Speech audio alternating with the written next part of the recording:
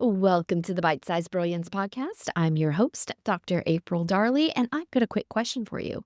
Do you go through life looking at things from the inside out or the outside in? I know that sounds like a weird question, but stick with me here. When I graduated med school, my first grown-up job as a doctor was at a medical aesthetics clinic. So yes, I did lasers, Botox, fillers, and let me tell you, there were a lot of my classmates that gave me a little bit of side eye for that because to them, we'd gone through this entire 4-year program of holistic medicine, naturopathic medicine, and then suddenly I'm doing something mainstream like aesthetics. So that will teach you that number one, no matter what you do, even if you have vision that people can't see yet, somebody's not going to like it, but keep going anyway. Number two is that I saw something that my classmates couldn't see. And it's that some people need their outside how they want it so that they turn inward and do some deep inner work. That means for some people, they needed their hair done. They needed their skin to be beautiful. They wanted no wrinkles. They wanted plump cheeks or fluffy lips. And it wasn't my place to judge that because it's all valid. You can work from the outside in or you can work from the inside out. But my job was to meet the person where they are. And that's what we were taught in med school is meet the person where they are, not where you want them to go, but meet them where they are, helps them stabilize, be comfortable, and then guide them gently in the direction that they want to go. So in my mind, there wasn't a conflict because I had already done postdoctoral work on mind-body programs. Funnily enough, a year later, many of those same classmates that thought I was a sellout were asking me, hey, how did you do this? Because I had vision, because I'm really good at seeing the patterns underneath the surface. It's the subconscious architecture, and I'm really good at making connections that other people don't see, which is why I love what I do. But so, yes, it's true. Some people need to feel good on the outside before they do deep inner work. Now, other people, they do deep inner work first. These are the inside out people. They really dig into that subconscious architecture. They're very curious and they're reflectors. They want to know how things work, including themselves.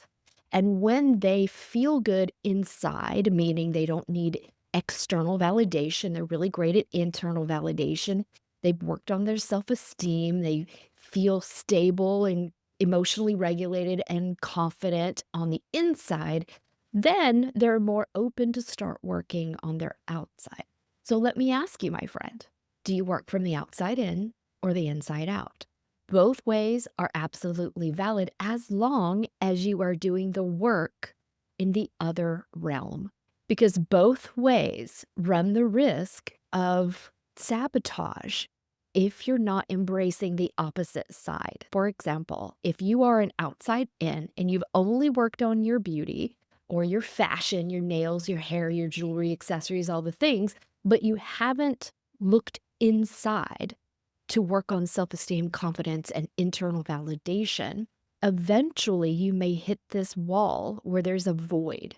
It's an internal void, and you start to feel restless, without purpose, depressed, because your higher self, this really wise internal piece that you've got, knows that you're capable of more. And if you are just existing as a material girl in a material world, you might be missing the depth that you're capable of. And other people could even look at you as if you're superficial, vapid, no depth. And they may even think you're not intelligent, and that could be very, very far from the truth. And the opposite is also true. If you've done so much inner work, you're absolutely brilliant, but yet you haven't done anything on the outside. You're still dressing in ripped or stained clothing. You don't pay any attention to your skin or your hair, then other people might assume that you don't care about yourself, which is very far from the truth, It may sound unflattering, but humans are very visual creatures. There have been reports. Most recently, I heard this from Cody Sanchez. She's an excellent businesswoman. And she was talking about this study, which really made her work on her outside, is because well groomed individuals earn up to 25% more. They're given more opportunities for advancement. They're given more invitations to rooms where bigger people are playing in bigger stakes. And she started noticing, I'm not getting some of those invitations because I am internal. She's very smart, but she wasn't doing some of the external things. There was a mismatch. And recently, Amy Porterfield, who has made $60 million on the online course space, sent out an email that she just hired a personal stylist because she also hit this point where she felt my external isn't matching my internal. Like, she plays very big internally, but yet wasn't dressing confidently, wasn't dressing as expansively as she could. So she's taking steps to remedy that as well. These are two great examples of women who worked on the inside and then honestly looked around and said, it's because I'm not working on the outside, I'm missing some opportunities here. And that can be true for what appears to be outside in. And Jenny McCarthy is just the first person that is popping in my mind. But she was like an actress, beautiful, but she had the bimbo roles. But she's actually well spoken, very articulate, very intelligent. And she had a compelling reason to do research. Her son was autistic. So she started learning about vaccines and autism and healthy eating and healthy lifestyle. So she's a great example of somebody who maybe focused on the outside first and they had a compelling reason to go inward and start working on that realm as well. Both directions are absolutely valid as long as you are doing the work.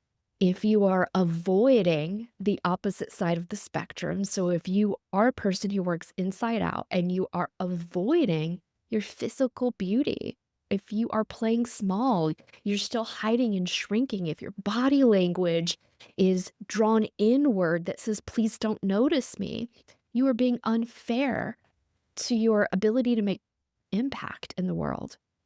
And on the opposite side, if you are someone who does the outside in and you've got the beauty and the fashion and everything where you want it, but you're feeling like something's missing, and it's that inner purpose, that inner fire, what makes life worth living outside of these material things, then that's also your invitation to start digging in a different realm than what you are most comfortable in. And we all need to do that, inside out or outside in. Both ways are valid, but you do need to do the work. So if this sounds familiar and you are ready to expand into that realm that you don't have as much experience with, I would love to be your guide in that. I help people understand the subconscious architecture, the patterns, the beliefs, the thoughts, and the emotions that are creating programs that are helping you or harming you by causing sabotages and resistance.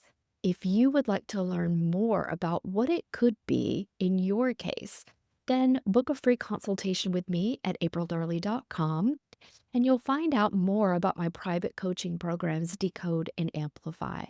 I help you take a look at what's under the hood in your brain, so to speak, so that you can really start looking at the world in a different way and to shift your perspective so that you are optimizing and expanding this glorious life that you have been given. I hope to see you soon, my friends, and have a great week of love and expansion. Until next week, bye-bye.